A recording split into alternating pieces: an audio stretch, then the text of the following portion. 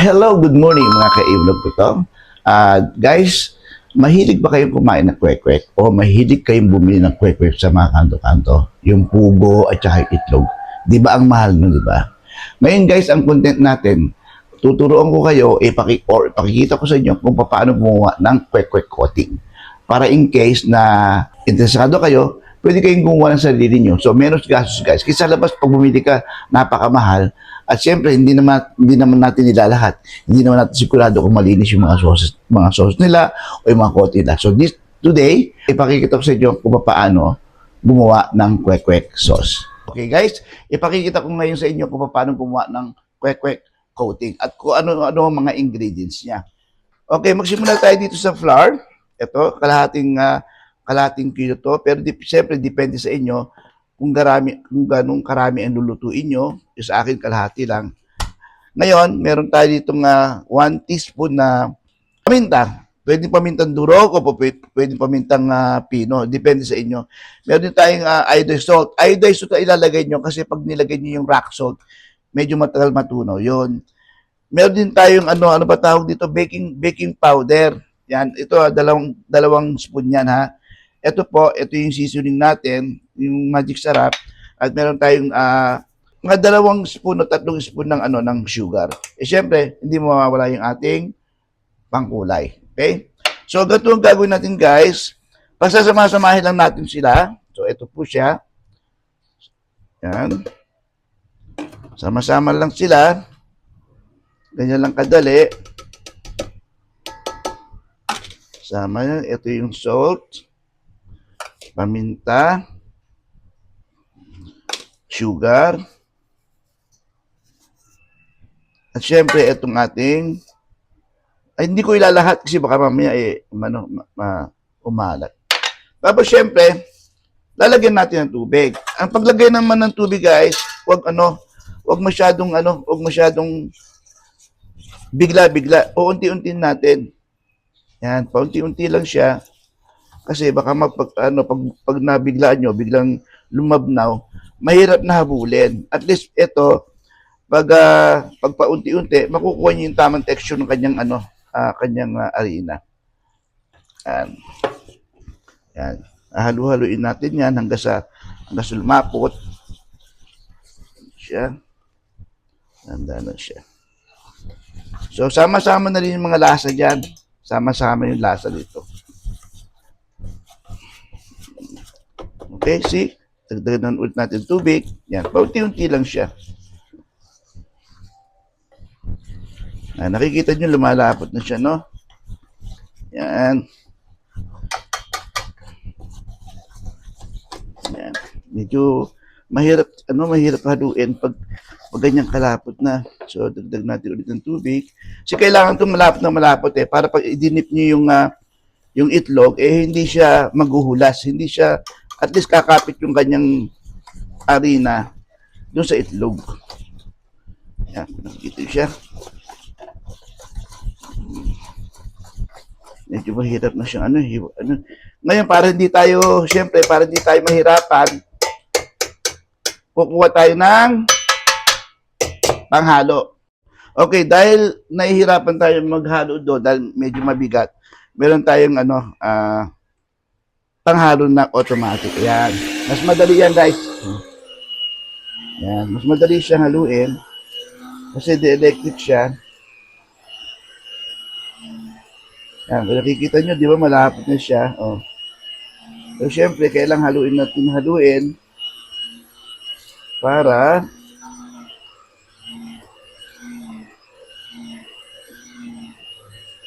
yan. Parang kulang pa sa tubig, lagyan natin konting-konti lang. Siyempre, paunti-kunti lang. Kasi baka pag lumabnaw to, wala na, magdadagdag na naman tayo ng ingredients. Mas maganda yung paunti-unti, huwag nyo bibiglain ng tubig. Yan.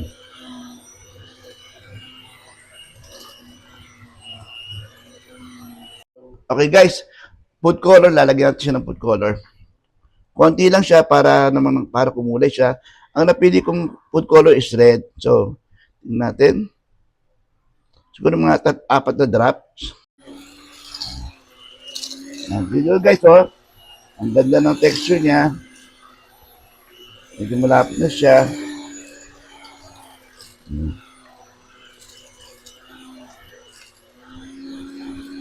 Medyo haluan lang natin ng konti para lahat ng mga buo-buong arena malusaw. Yan.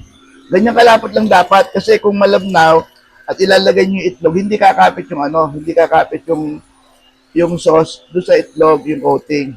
So dapat makaano siya.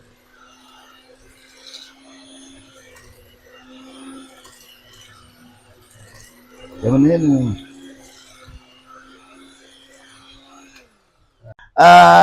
Ipakikita ko naman sa inyo kung paano maglaga ng itlog na pugo ba tawag doon? Tama, yung maliliit, tsaka yung itlog na puti sa tamang paraan para hindi sila sumasabog o nababasag. Okay, tara. Okay guys, ito naman paano ang tamang paglaga ng itlog ng pugo at saka yung itlog ng puti para hindi sila sumasabog. Meron tayong itlog ng pugo dito, ipakikita ko sa inyo yung tama na paglaga para hindi siya nababasag o nadudurog. Usually mas maganda to pag meron tayong fishnet para hindi siya nababasag. Pero ako, dahil ang style ko ganito lang, dahil wala akong fishnet, nilulubog ko siya rito. Yan. Tapos unti ko siya tatapon doon. Yan.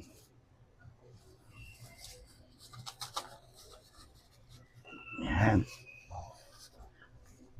Ngayon guys, sa pagluto nitong quail eggs, mga 5 to 6 o hanggang 10 minutes, depende sa inyo. Pero ako mga 8 to 10 minutes ko niluluto yan para siguradong maganda yung pagkakaluto niya, matigas. Tapos, naghanda na rin ako dito ng guys, ito, ng tubig.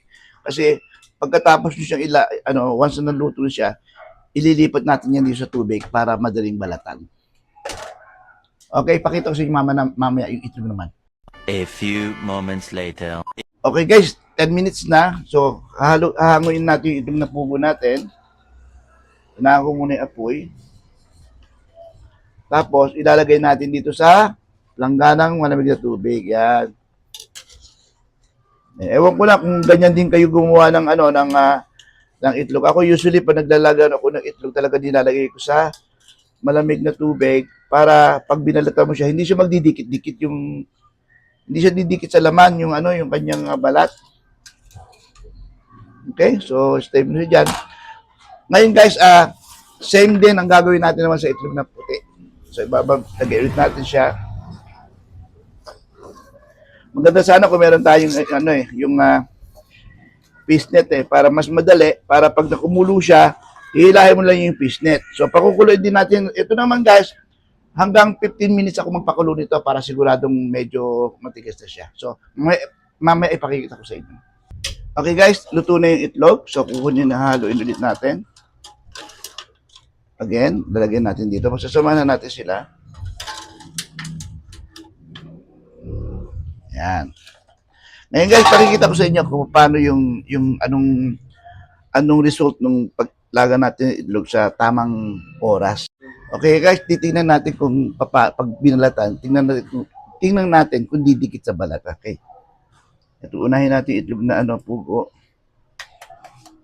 Siyempre, ipupukpok mo muna. Para hindi siya para 8 minutes lang to guys para hindi siya dumidikit sa laman kasi usually di ba pag nagbabalat tayo ng itlog dumidikit. Meron pa lang tamang proseso ng pagluluto ng itlog para hindi dumidikit sa kita niyo di ba? Ganda, ba? Ngayon sa itlog naman. Okay guys, itong itlog na puti naman ang i-try natin. Di ba guys? Ang ganda ng pagkakalaga niya. Hindi siya dumidikit sa laman. Diba? So ngayon guys, meron na tayong itlog. Meron na tayong coating. Iluluto natin kung ano kalalabasan na ating coating, kung masarap ba o hindi. Okay guys, tapos na natin balatan lahat ng itlog. Ito siya. Ito yung itlog na puti at saka ito yung quail. Ngayon guys, meron tayong harina dito. So lagyan mo natin itong kailangan i-coating natin siya ng harina para hindi siya didikit pag inilagay natin sa Yan. Hindi lang guys ha. Kailangan ilalagay natin siya dito. Yan, katulad yan. Lagyan natin ng unti pa. Yan, ikukot natin siya na harina. Yan. Tapos yan. So make sure lang guys, yung harina is mas nakadikit lang siya dyan. Ganyan na lang. Yan. Tapos lalagay natin doon.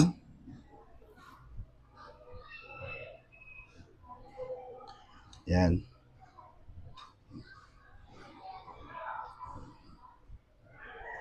Tapos, usually guys, ang ginagamit ng iba kasi mga kutsara. Pero karamihan kasi pag masyadong madumi, pag nilalagay mo yung kutsara doon, so gagamitin natin yung stick na lang. So, ikukot mo natin siya. So, tama-tama lang yung texture niya, masyadong malagkit, malapot. Para hindi siya kalat-kalat, mas maganda, yung ang gagawin natin to stick yan, stick yan. Yan, katulad ito, iisahin natin yan. Yan, ito guys, di ba? Tusukin natin ng ganyan. At saka natin ilalagay dito. Wait lang. Yan, ganun. Yan, para hindi siya, para hindi siya kalat. Para hindi siya kalat. Pero kailangan siyempre mahina lang yung apoy niya para hindi siya nasusunog.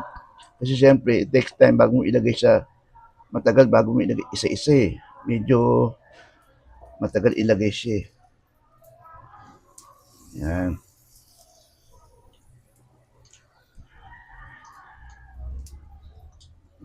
Masyadong masyadong siyang mabusisi pagluluto nito. Pero okay lang, kung para naman sa family mo, okay lang to. Kasi bibili ka naman sa labas, kamahal-mahal, di ba? So, gumawa ka lang ng sarili mo. Makakatipid ka pa. Magkano yung ang 5 piraso nito sa labas? 20 pesos yata. Tapos yung malaki, 1 piraso is 20 pesos din. O, samantalang ito magsasawa ka. O. Yan o, di ba? Iikot mo na siyang ganun. O. Wow! Napadaw natin ito. Yan pa ba? Yun.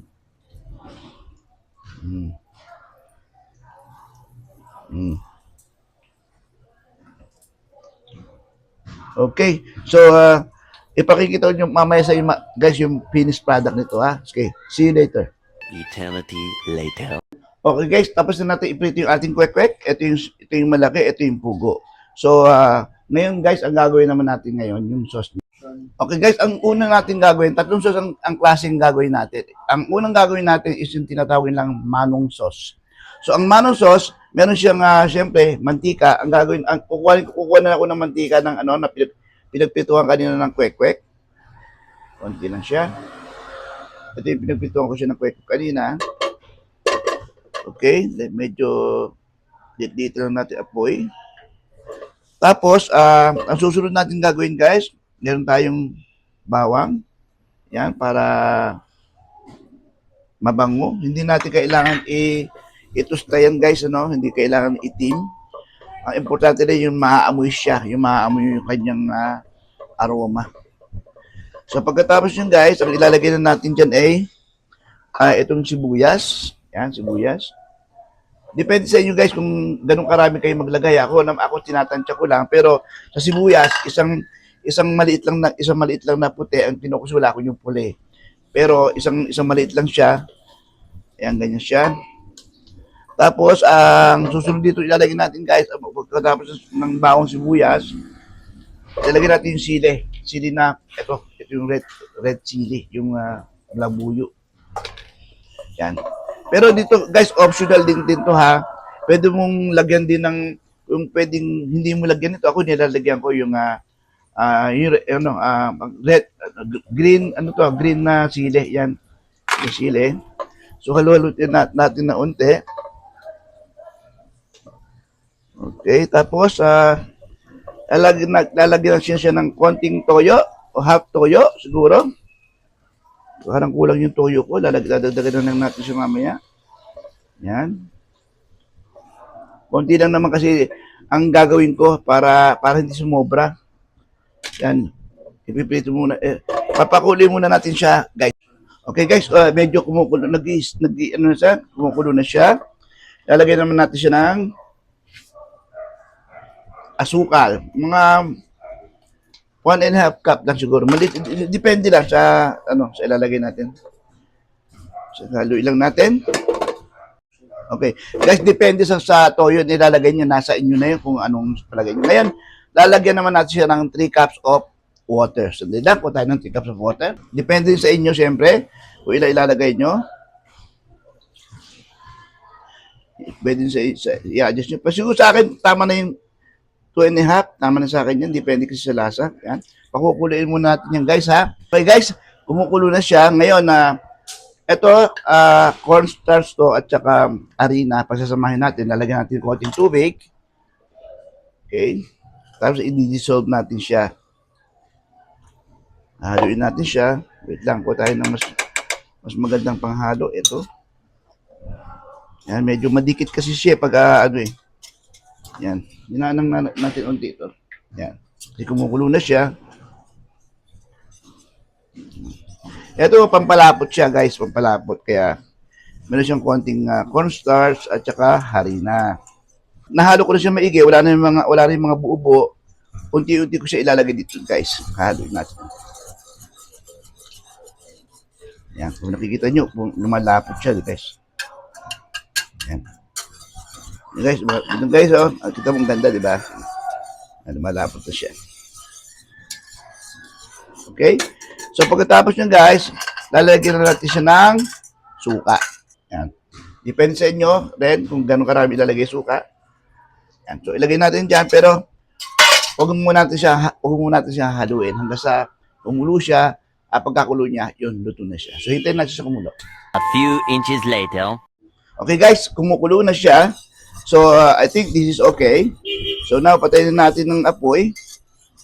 At ngayon, isasalin natin siya sa jar dahil gagawa pa tayo ng another sauce ng kwek-kwek natin. So, isasalin natin to, guys. Wait, mainit lang. I-jar natin dito. So, sana masarap. Looks masarap naman kasi very, siya, sticky.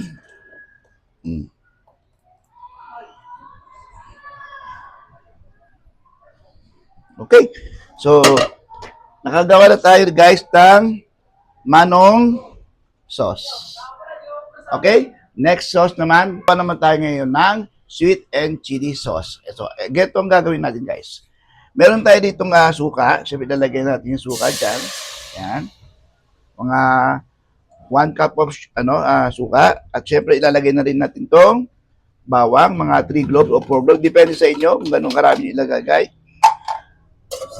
Yan. Tapos, siyempre, ilalagay din natin tong mga 3 o 4 na red chili. Depende sa inyo kasi ako hindi masyadong maanghang kasi yung isang anak ko ayaw na maanghang eh.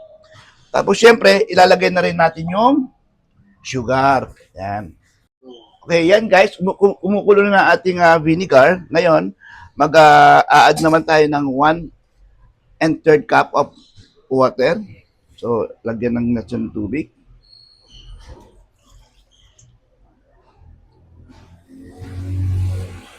Ayan. Okay guys, habang hinihintay natin kumulo yung ating nasa kawali, maghahalo naman tayo ng cassava powder.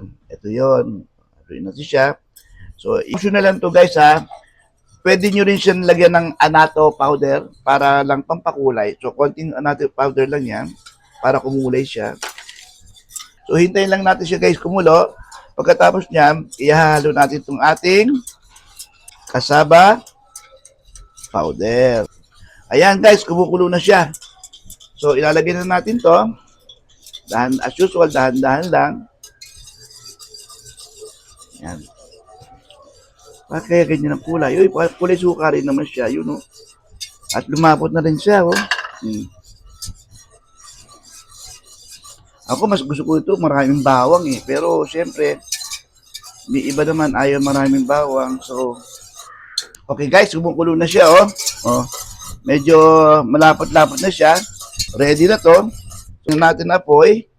At i-transfer na ulit natin sa kanyang lalagyanan. At yung pangatlong sauce, ang susunod. Pangatlong sauce.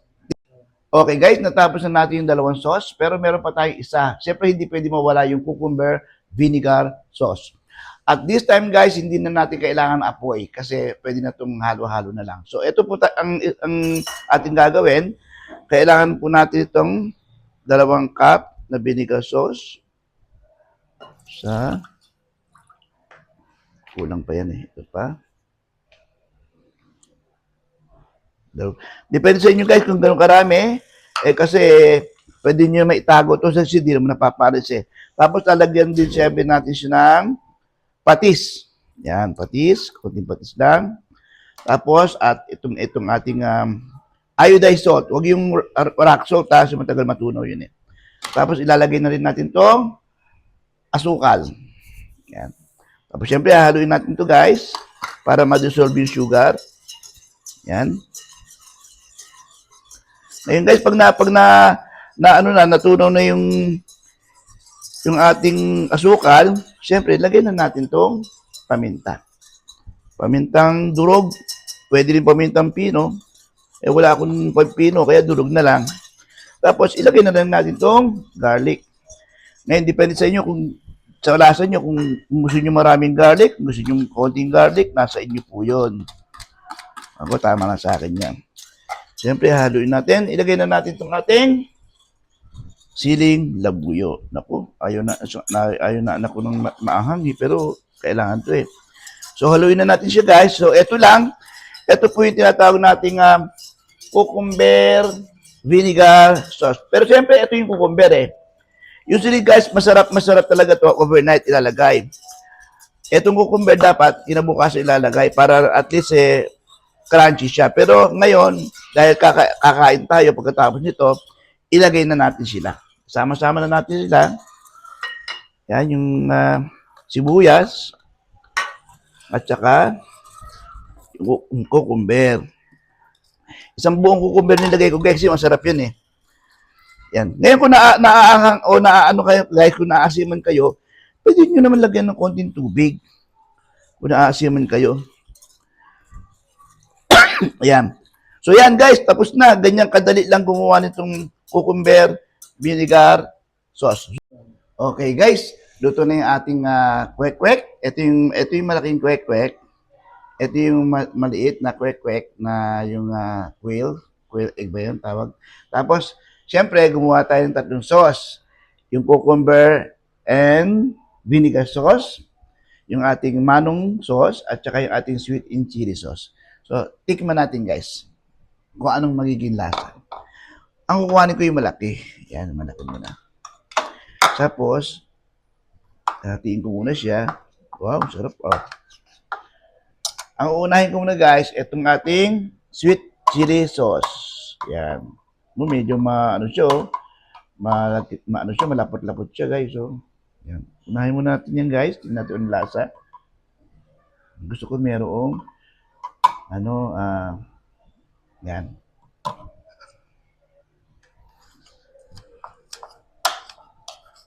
Okay. Ito guys yung sweet and chili sauce. Tingnan natin.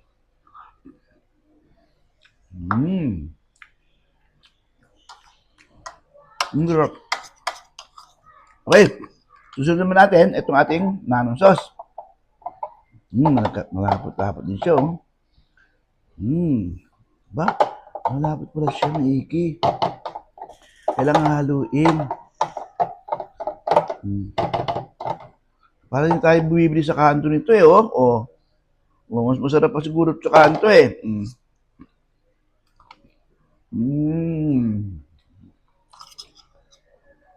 Sarap. Sarap. Okay. Para siya maanghang. Pero mas maanghang to kasi dahil mas marami kung sili na ilagay. Pero tingnan natin itong cucumber. Ayan, cucumber. Ito gusto ko rin to eh kasi masarap yung cucumber. Ayan, tsaka yung sili. Ayoko ng siling pula. Ayan, cucumber naman tayo. Ito yung parang pinaka-regular lang nila eh. Cucumber, tsaka dapat may sibuyas to, di ba? Hindi ka ba ng sibuyas? Okay.